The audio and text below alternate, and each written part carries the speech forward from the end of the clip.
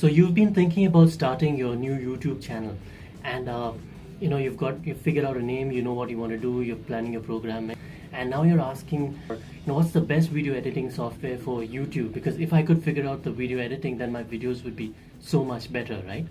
Without any delay, let me give you the names of these softwares. You could try AVIDEMUX, LIGHTWORKS, or CINELERRA. They're absolutely free and they offer pretty professional tools that professionals can use for video editing.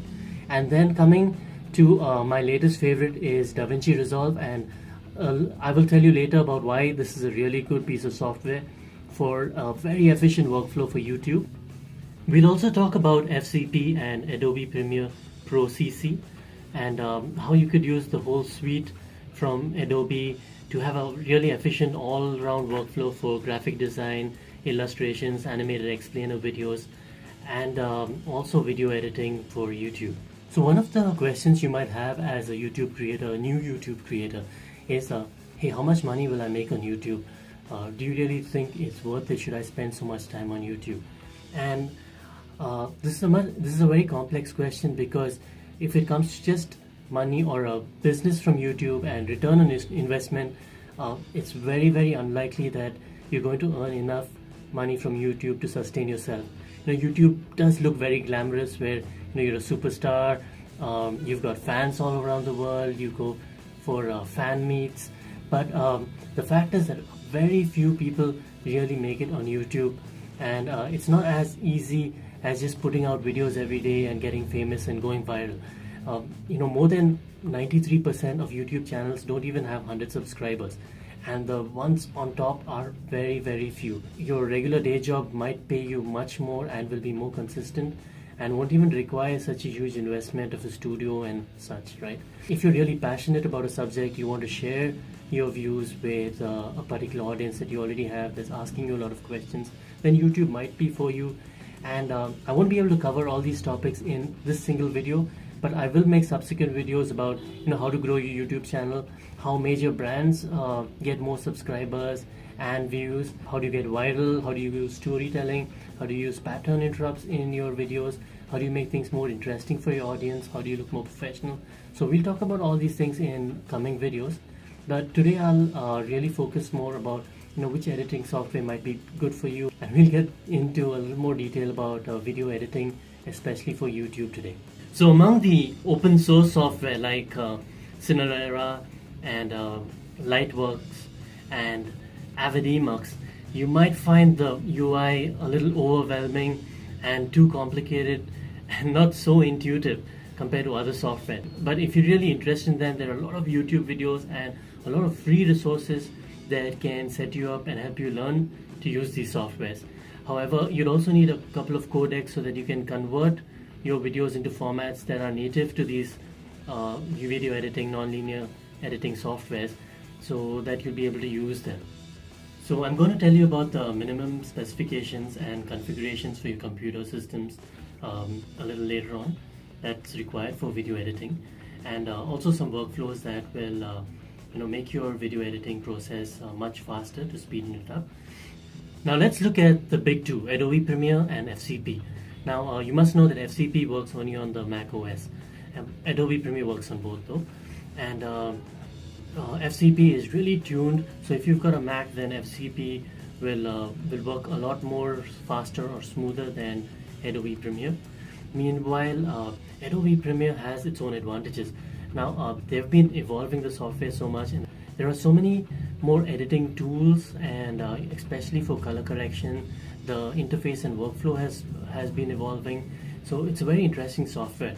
And Adobe also comes with a complete suite. So you get Adobe Photoshop, Illustrator, you get After Effects. So if you have a complete workflow for video editing where you want to design graphics in vector or raster graphics on Photoshop, you can design these graphics and then you can bring them into After Effects and animate them. So this is also really good for creating custom titles or creating animations and slideshows, and then all this can be brought into Adobe Premiere to edit them up and sync them to your voiceover. Adobe does have this edge and advantage over FCP, Meanwhile, Adobe is also pretty expensive. It's not very cheap compared to FCP because it's a yearly recurring cost. Meanwhile, FCP is a one-time buy. There is an option of a whole trial period where you can try and learn some things in the trial period. But you know, a lot of people, students especially, they download torrents and install the software. So it's not for professional use. Adobe is not really going to go after them because they also encourage people to learn their software, and Adobe is evolving and giving so many updates over the cloud. In the future, you might consider buying the software from them, right? If you're new to video editing and you know you've got some basic experience with video editing and you want to do something professional, the Davinci Resolve, you get a free version of it. It's not completely optimized, it has some limitations, but it's got an excellent workflow to organize your files, select them, then take them into editing, then color grade them, match footage, sync multiple cameras.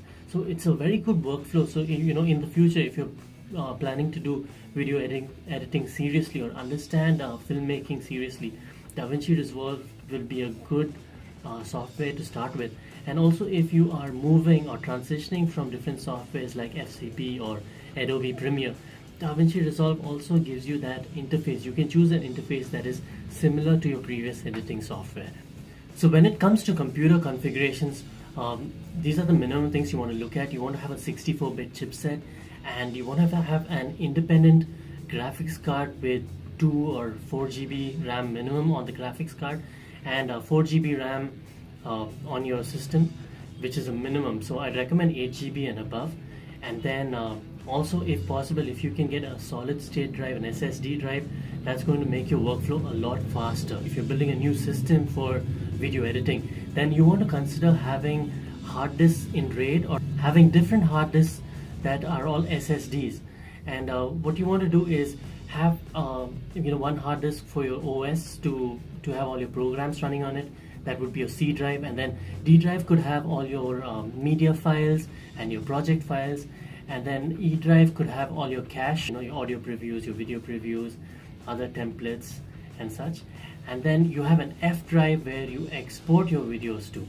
So now what happens is, when you have all these fast drives running in parallel, your workflow becomes a lot faster because the system it's not limited to reading and writing from one drive. It can now parallelly read from so many drives, because what happened is the RAM has been quite fast and the CPU is quite fast, but the hard disks are where things really start to bottleneck and clog. So if you have a good solution for multiple hard drives, then your video editing process and rendering process is going to be a lot faster. The other thing you could do is also, if you're working on a laptop or a similar system, you could hook up an external hard drive for your media, so that you read and write your media from there. And you could use a card reader, or you could use an SD card, and you could output your files to the SD card. So in this way, you can at least try to have 2 or 3 hard drives working in parallel to make your workflow a lot faster. But don't worry, if video editing is not possible at this moment, and you see that it's not feasible or it's too expensive for you to invest in a fast computer with all these specifications, you could always make YouTube videos on your mobile phone.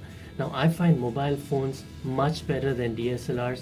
The kind of depth and the functionalities that you get on mobile phones are much smarter than a DSLR. You can also get a lot of serious apps for your editing. You could GoPro has a couple of nice apps. You could use PowerDirector, Adobe Clip is there. So there are also free apps on the Android market and the iOS market that can help you complete your entire workflow on your mobile phone. This is the exact same workflow I'm using to make my videos. I use my mobile phone, so I record videos straight into the phone, and then I don't have to transfer this footage to a laptop, then edit it, then publish it, and then upload it to YouTube. When you record on your mobile phone, it records at a variable bitrate. So some softwares aren't able to really decode this that well, and then a few minutes down your timeline, you might find that your audio and video is out of sync.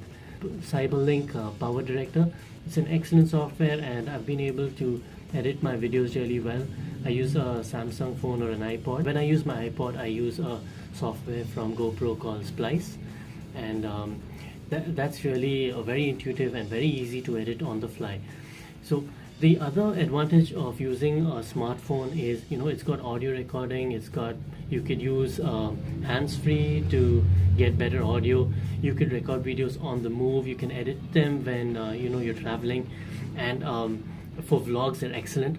And the best part is, if I need to upload a video, I could leave it to upload overnight just from my mobile phone. I don't have to keep an expensive system on that's hogging up electricity, or if you don't have power backup and you're worried your files might get corrupted or not upload in time.